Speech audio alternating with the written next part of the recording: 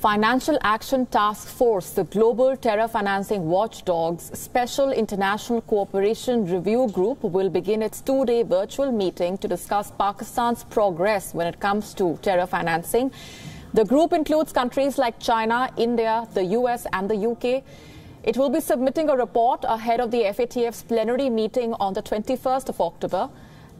This body reports to FATF's Asia-Pacific Group, which had already downgraded Pakistan's status to the enhanced follow-up category from a regular follow-up category, which means that Islamabad will have to send monthly compliance reports to the FATF.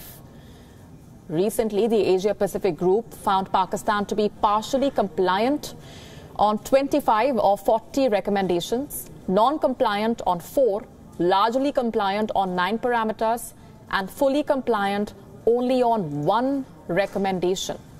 Pakistan is currently on the FATF grey list. It's now facing the risk of being blacklisted. Joining us live on the broadcast this minute are our correspondents, our Pakistan Bureau Chief Anas Malik joining us from Islamabad, and our principal diplomatic correspondent Siddhant Sibal joining us from New Delhi. First to you, Anas, what's Pakistan's strategy looking like? It has already faced action from the FATF. Things are not looking good, and if indeed the country is blacklisted, the Pakistani economy will face the brunt.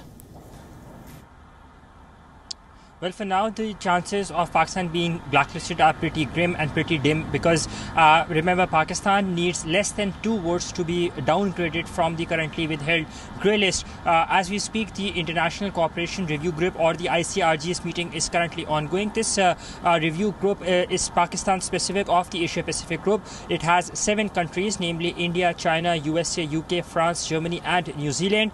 This group is tasked to overlook Pakistan's progress on the 27-pointer action plan that it was given in June 2018 and it had to comply with. Now, the Asia-Pacific Group's virtual meeting was held from 15 to 17 of September last month, and on that, the Pakistani Foreign Minister has informed that Pakistan was found compliant of 21 of the action plan pointers out of the 27, and on the 6 that are remaining, 150 questionnaire was sent by the APG, and that is to be taken up by the ICRG. As we speak, it is being taken up. Pakistan will be responding to that, and in view of that, ICRG will be compiling a report that will be presented in the FATF plenary. So all in all, a very important meeting of the ICRG that is currently ongoing, which will decide the fate of Pakistan being currently withheld in the grey list or not, being downgraded or being upgraded to the white list, upon which report that would be decided, and it would be decided in the FATF plenary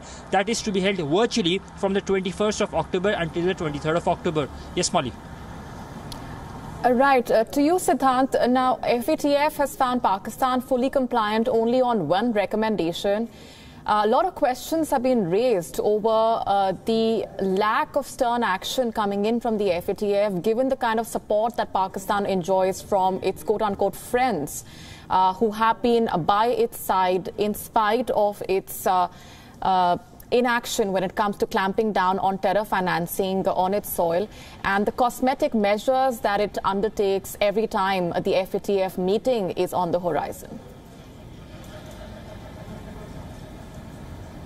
Well, yes, Pakistan's so-called friend will be trying to defend Islamabad at the meeting that will take place next week, the FATF meeting, and the meeting which is underway as well. Both, of course, are virtual meeting. But the big thing is that Pakistan will and is expected to remain on the grey list. The jury is still out that whether it will be put on the blacklist or not. But one must understand that there will be, of course, focus on whether the Pakistani government has fulfilled the commitments it had made to the Paris-based body. Pakistan has been saying that it is fulfilling the commitments. In fact, the Pakistani Prime Minister has been talking about how his government has been able to pass crucial FATF bills in the parliament.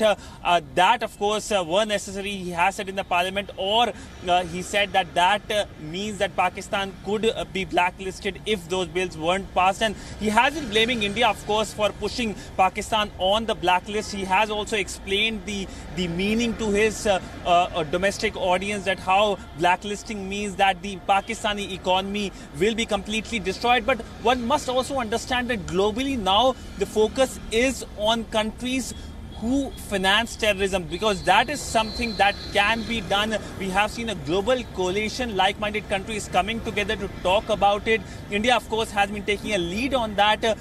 We obviously will have to wait for next few days or weeks to find out that whether Pakistan will be listed on the blacklist. But one thing is for sure, the heat is on Pakistan, especially the Pakistani government, the Pakistani Prime Minister Imran Khan, and it looks like it won't be an easy way out. All right, thanks very much, Anas and Siddhant, for joining us with those updates and perspectives. We'll, of course, keep a close eye on the leaders coming in from the FATF meeting.